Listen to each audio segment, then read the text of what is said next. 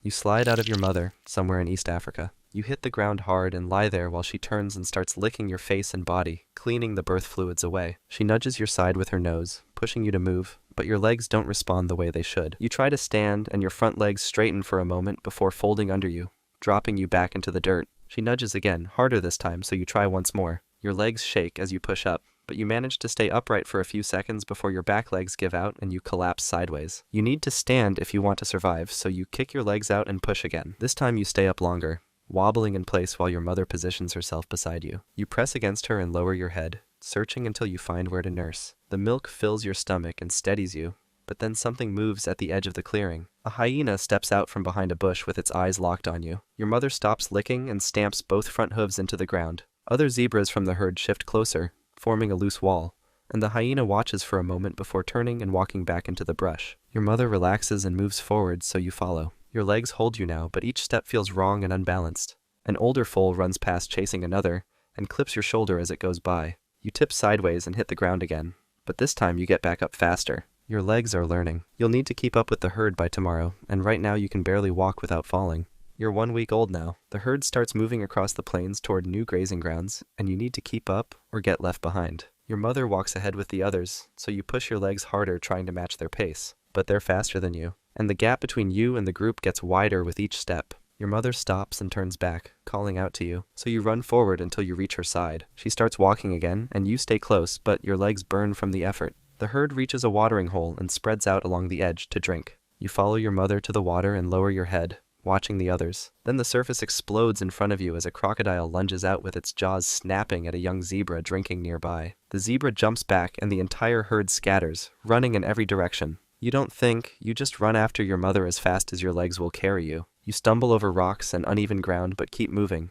learning how to place your hooves without falling. When the herd finally stops, you stand close to your mother and look around. Other zebras press together in a tight group, and their stripes blend into each other, making it hard to see where one body ends and another begins. You step into the group and realize your own stripes do the same thing, hiding you among the others. A foal from another mare walks over and sniffs your face, then suddenly kicks out with both back legs. You jump aside and kick back at him, testing your strength. He runs a few steps and you chase after him, both of you circling and kicking in short bursts before stopping. The herd won't slow down for you anymore, and the distance you need to cover each day is only getting longer. Skip forward a bit, and you're 8 months old now. You're grazing at the edge of the herd when you spot fresh grass growing across a dry riverbed. You're still hungry after eating the short stems near the others, so you walk down into the riverbed and cross to the other side. The grass here is taller and greener, so you lower your head and start eating, focused on filling your stomach. Then a wild dog steps out from behind a termite mound with its body low to the ground. You freeze for a second, then turn and run back toward the herd as fast as you can. The dog chases after you with its legs moving quick across the dirt, so you push harder and kick backward with both hind legs without looking. Your hooves connect with something solid, and you hear the dog yelp behind you, but you don't stop running until you reach the other zebras. You push into the middle of the group and stand there with your sides moving in and out, trying to catch your breath. Your mother walks over and stands beside you, but she doesn't react to what just happened. After a while, you lower your head and start eating again, but this time you stay closer to the center of the herd instead of wandering off alone. Later that day, the herd moves to a new area and you walk with them. You used to graze wherever you wanted, but now you understand that being at the edge means being the first one a predator sees. You're getting stronger and faster, but you haven't faced the full strength of a predator pack yet. You're 2 years old now. You're standing with a group of young males near a watering hole when an older male walks over and pushes through the group, claiming the spot where the water is cleanest. He lowers his head to drink and the rest of you move aside, but you're thirsty and tired of waiting, so you step forward and push your shoulder into his, shoving him back from the edge. He lifts his head and turns toward you, then opens his mouth and bites at your neck. You twist away and bite his shoulder in return, clamping down hard enough to make him pull back. He rears up on his hind legs with his front hooves raised, so you do the same and both of you strike at each other. Your hooves connect with his chest and he stumbles sideways, losing his balance for a moment. He backs off and walks to a different part of the watering hole, so you lower yourself back down and step forward to drink. The other young males stay close but don't challenge you, and one of them moves to the spot beside you and drinks without saying anything. An older mare stands further back watching the whole thing, but she doesn't step in or react. You've proven that you can fight and win, and the others saw it happen. That matters, because the hierarchy here is based on who's willing to fight and who backs down first. You didn't back down,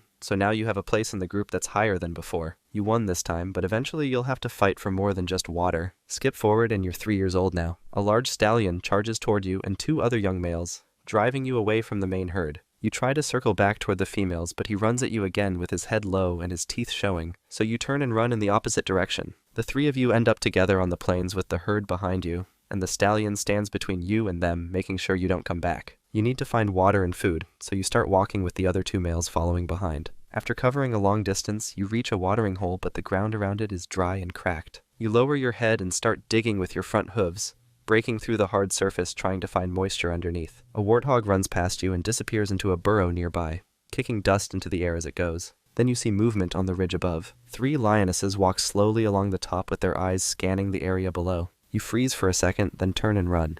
The other 2 males scatter in different directions, so you're alone now. The lionesses start moving faster, and you push your legs harder, running toward a rocky area where the ground rises up. You climb onto the rocks and keep going higher, using the steep terrain to put distance between you and the lions. They slow down as the rocks get steeper, then stop and turn back toward easier ground. You stay on the rocks and watch them leave, waiting until they're far enough away that you can't see them anymore. Then you climb back down and find the other 2 males waiting near a patch of grass. You walk over and join them, and all 3 of you start grazing together. You can survive without a herd, but you can't build one alone. You're 5 years old now. You've been following a small herd of females for days, keeping just far enough back that they know you're there but can't chase you off easily. The dominant male finally notices and turns toward you, then charges across the open ground with his head lowered. You need this herd if you want to build something of your own, so instead of running, you charge back at him. You collide hard in the middle and both of you rear up, biting at each other's necks and striking with your front hooves. He bites down on your shoulder and you bite his neck in return, clamping your teeth into his mane. He rears up again and brings both hooves down onto your back, hitting hard enough to make your legs buckle. But you don't fall, and instead you circle around him and bite his hindquarters, making him spin to face you. The fight goes on with both of you bleeding from multiple wounds and breathing hard. He charges again, but his movements are slower now, so you sidestep and bite his flank as he passes. He turns and tries to bite back, but you're faster and you land another hit to his shoulder. Then he stops charging and backs away, limping slightly as he moves toward the edge of the territory. You don't chase after him because you're too tired to keep fighting. Instead, you walk slowly toward the females, and they keep grazing without looking up or reacting to what just happened. You stand near them and lower your head to eat, and they let you stay. That's it. The herd is yours now because you won the fight and the old male left. You fought for them, but keeping them will be harder. Skip forward a bit, and you're 7 years old now. You're grazing with your herd when a younger male walks toward you from across the plains. You need to protect your territory and the females, so you immediately move toward him and position yourself between him and the herd. He keeps walking forward instead of turning away, so you lower your head and charge straight at him. He sidesteps at the last second and bites your flank as you pass, clamping down hard enough to tear skin. You spin around and kick with both hind legs, catching him in the ribs and making him stagger backward. But he recovers quickly and comes at you again, rearing up on his hind legs with his front hooves raised. He brings them down hard and strikes your face, and your vision blurs for a moment from the impact. You shake your head and push forward anyway, slamming your full weight into his chest. He loses his balance and goes down, then scrambles to get his legs under him, before he can stand properly. You bite his shoulder and shake your head, trying to force him further down. He kicks out and connects with your leg, so you let go and step back. He gets up and runs, leaving the territory with blood running down his side. You chase him for a short distance to make sure he's really leaving, then stop and turn back toward the herd. The females are still grazing where you left them, and one of them has a small foal standing beside her now. She must have given birth while you were fighting. The foal wobbles on new legs and presses against its mother, and she lowers her head to lick its face. More challengers will come, and each fight takes more out of you than the last. You're 10 years old now. You're leading your herd toward a river crossing because the grazing grounds on the other side are better this time of year. The water is higher than usual and moves fast, pushing against the bank and carrying branches downstream. You need to get the herd across, so you step into the river first and the current immediately pulls at your legs, stronger than you expected. You push forward anyway and start swimming when the bottom drops away beneath you. The far bank is visible ahead, so you aim for it and kick hard to fight the current. Behind you, a young mare enters the water and starts swimming. But halfway across she panics and thrashes with her legs kicking in every direction. She's going to drown if she keeps moving like that, so you turn back and swim alongside her, trying to guide her toward the bank. Then something grabs your hind leg from below. A crocodile clamps its jaws around your leg and pulls you under the surface. You kick with your other legs and twist your body, trying to break free, but the grip only tightens. The crocodile starts rolling, spinning its entire body in the water, and you feel your leg snap. You try to kick again, but your leg won't respond anymore. Water rushes into your nose and mouth as you're dragged deeper. You thrash harder, trying to reach the surface, but the crocodile keeps pulling you down. Your lungs burn, and your movements get weaker with each second. Then everything slows down and your legs stop kicking. The current catches your body and carries it downstream, away from the crossing. On the far bank, your herd climbs out of the water and keeps moving. Life as a zebra might be rough, but There's another animal out there that has it way worse. Trust me, it's wild. Check out the video and see for yourself.